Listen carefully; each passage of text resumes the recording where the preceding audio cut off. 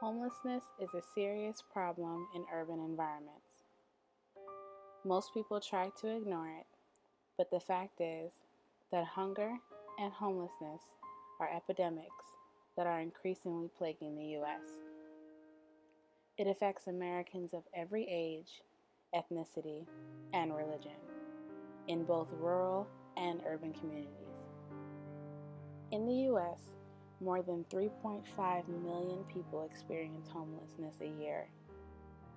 Of that 3.5 million, 20 to 25% suffer from mental illness, 23% are U.S. military veterans, 25% are children under the age of 18, 30% have experienced domestic violence, and 35% are families with children.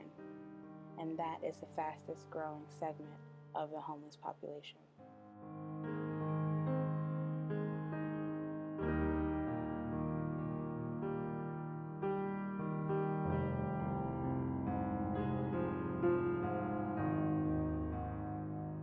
The paths to homelessness are very diverse. Some involve economic factors, such as the lack of affordable housing, low income, or the lack of affordable medical care.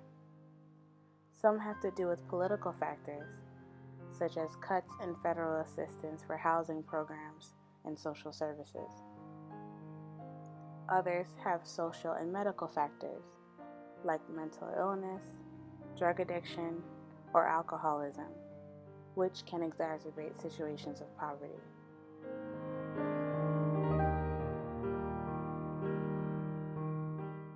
While some cities do provide temporary shelter, they do not provide assistance in helping those people then establish themselves within the community. In addition, most of those people that go to shelters get turned away due to a lack of space. They are then forced to seek shelter and warmth anywhere that they can, on a bench, on a steam grate, under a bridge, or in an abandoned building.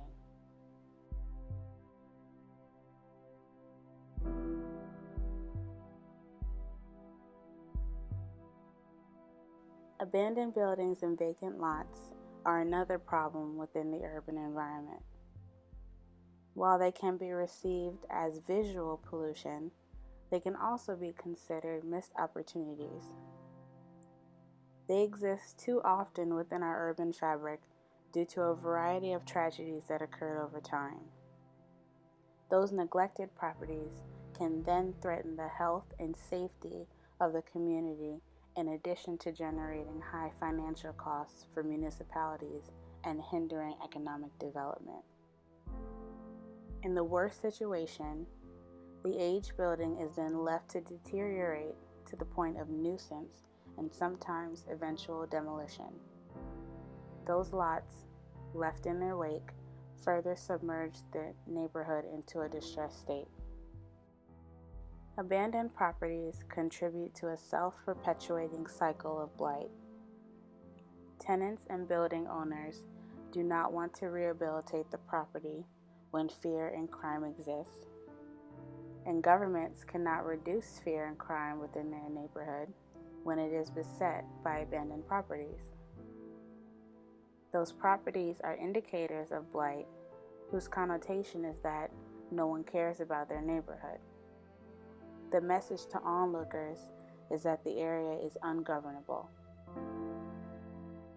If we take those abandoned properties and adaptively reuse them to provide affordable housing for the homeless, in addition to creating an area where they can get the education and skills they need to gain their independence back, we can solve two very important problems within our urban fabric.